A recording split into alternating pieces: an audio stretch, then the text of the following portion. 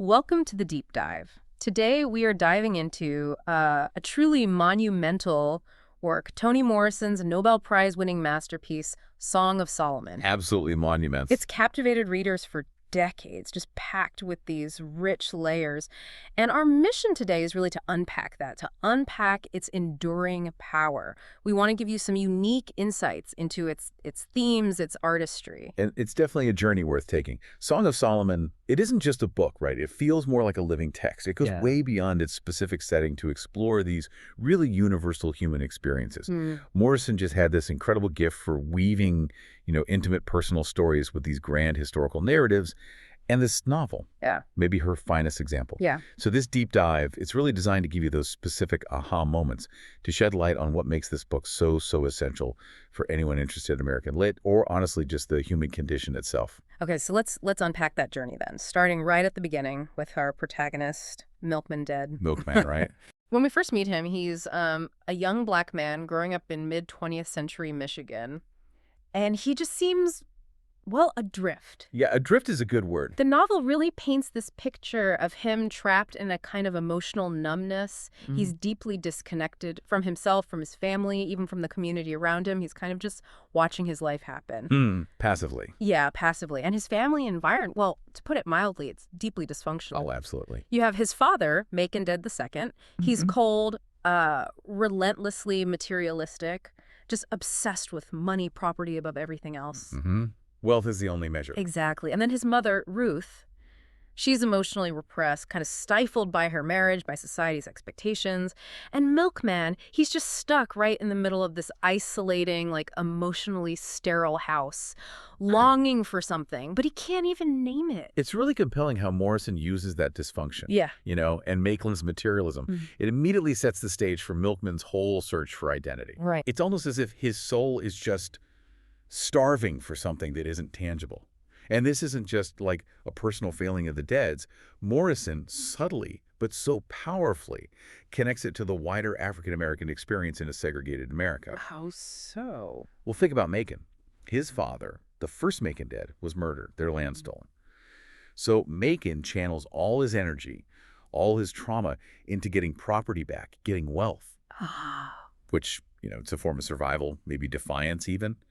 But it also creates this emotional barrenness inside his own family. It fractures their inner world just as much as those external pressures did. It really makes you consider, doesn't it? Yeah. How does a child growing up with that kind of emotional scarcity, how do they develop a strong sense of self or belonging? Milkman just has this deep void he desperately needs to fill. That void is so palpable in the early parts of the book. You really feel it. Yeah. And it's clear his father's money isn't going to fill it. Not at all. It's only when he encounters his aunt, Pilate Dead, who is just this amazing character, so eccentric, so wise, that a different kind of inheritance starts to emerge, a spiritual one, a historical richness, and that finally ignites something in him. Pilate, yeah. She's the catalyst. What is it about her, do you think? Her eccentricity, her wisdom.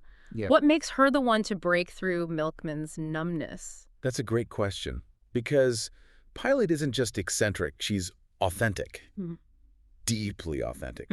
She sort of embodies this, well, maybe a pre-colonial, pre-slavery sense of self. She's not burdened by the same societal rules or the material obsessions that just cripple Macon and Ruth. Right, she lives outside of all that. Exactly. She lives by her own moral code. She's connected to the earth, to her ancestors.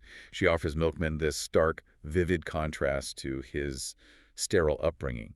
She doesn't just tell her stories. She is a living story.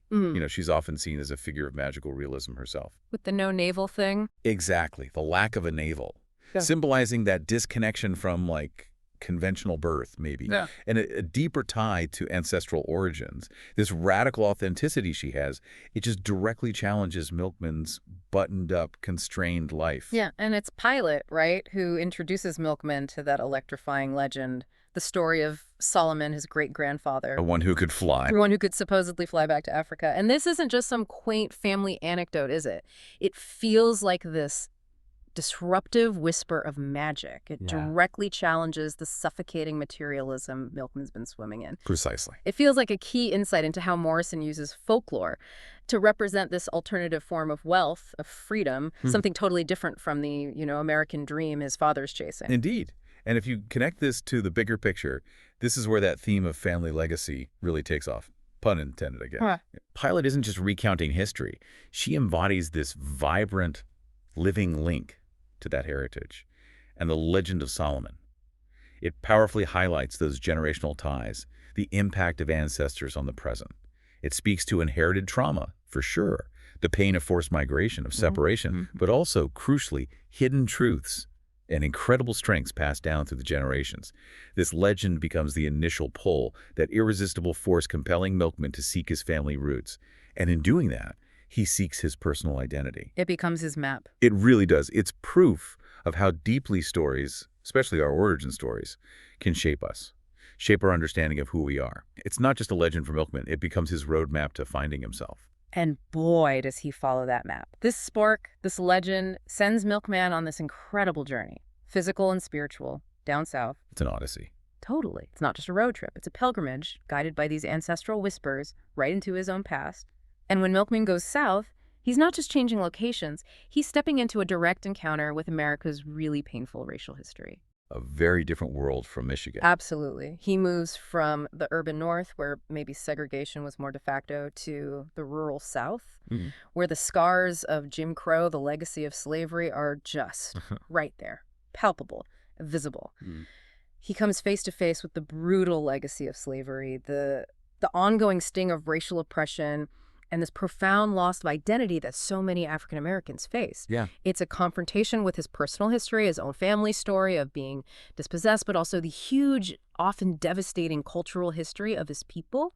He starts learning how names got lost, how land was stolen, how people fought just to keep their dignity. And that confrontation is absolutely crucial. It's the point where his personal quest for identity merges, becomes inseparable from the collective African American experience. Right.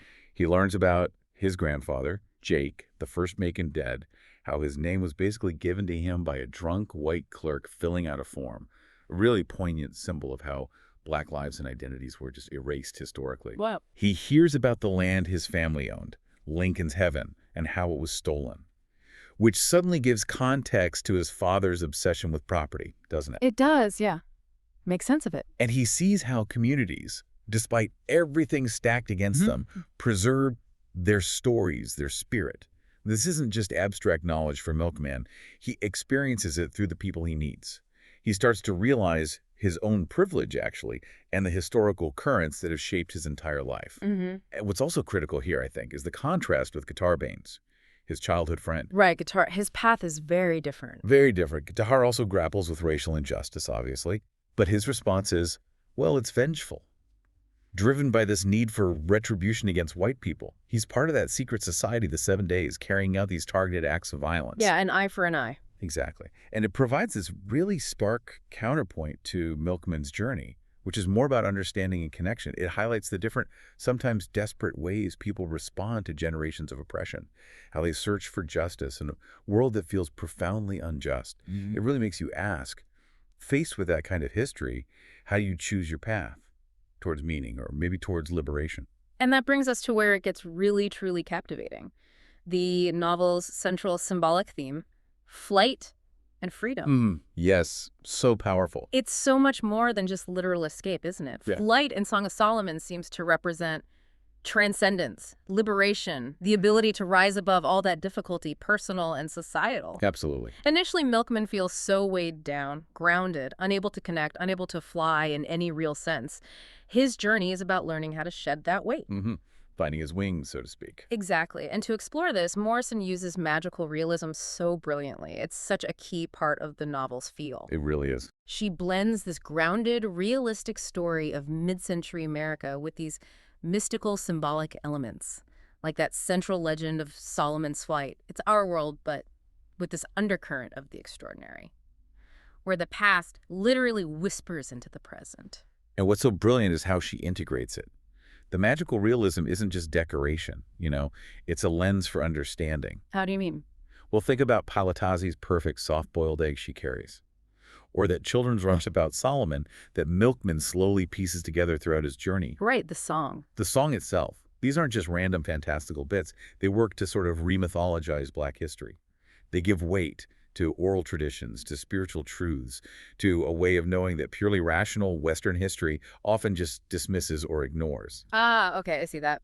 It's how Morrison reminds us that some truths, especially when dealing with deep trauma and incredible resilience, might only be accessible through blending the real and the imagined.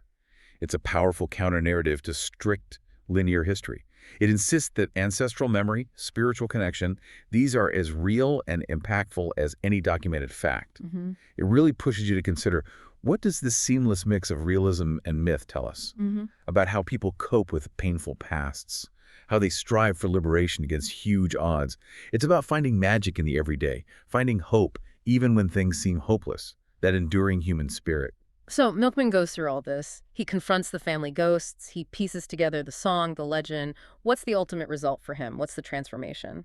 Well, his journey isn't just about finding facts, right? It leads to this profound inner transformation. Okay. He finally sheds that emotional numbness he carried for so long. He grasps what belonging truly means. He moves from being that passive, disconnected guy we met at the start to being an active participant in his own story. He embraces his heritage, warts and all. And in doing that, he finds this deep personal liberation. He learns to fly in that symbolic sense. It's such a powerful arc. It's really no surprise the novel got such widespread critical acclaim. Not at all. It's seen as a masterpiece, won the National Book Critics Circle Award. People celebrate its prose, which is just lyrical, stunningly beautiful. Incredibly lyrical. It's amazing depth of symbolism and just how sharply it explores race, heritage, identity, Morrison's ability to weave all that complexity together while keeping the language so beautiful. It's just unparalleled, really. Truly. And that raises the question, maybe for you listening, why read this book now, decades after it came out? Yeah, why is it still so relevant? Well, because it offers this unparalleled insight into the African-American experience, absolutely. But also, crucially, it taps into that universal search for identity, a journey we all undertake in our own ways. And all of that is wrapped in Toni Morrison's just breathtaking, sometimes haunting prose. It really remains essential reading for understanding ourselves, our histories, our complex connections to each other. It teaches us to look deeper, to listen to the past's whispers, and to see the power in our own inherited stories. And as we wrap up this deep dive, I think it's really clear. Stories like Song of Solomon, they have this enduring power. They help us navigate our own quests for identity, for understanding in this complicated world we live in. It really drives home that idea that the answers we're looking for are often found in understanding where we come from. Absolutely. Toni Morrison just masterfully shows us that sometimes the real path to discovering yourself isn't just about figuring out who you are now. It's about discovering who you came from and understanding what those ancestral stories, those legends, those hidden truths, what they really mean for your identity today. It makes you think, doesn't it? How do the legends, the hidden truths, maybe even the silences in your own family history, or even the stories you've just adopted as your own, how do they shape your sense of self, your personal journey towards freedom, towards connection? That is a truly powerful question to sit with. Well, thank you so much for joining us on this deep dive into Toni Morrison's incredible novel, Song of Solomon. Our pleasure. We really wholeheartedly encourage you. Pick up this book, explore its incredible depths for yourself. You won't regret it. Until next time.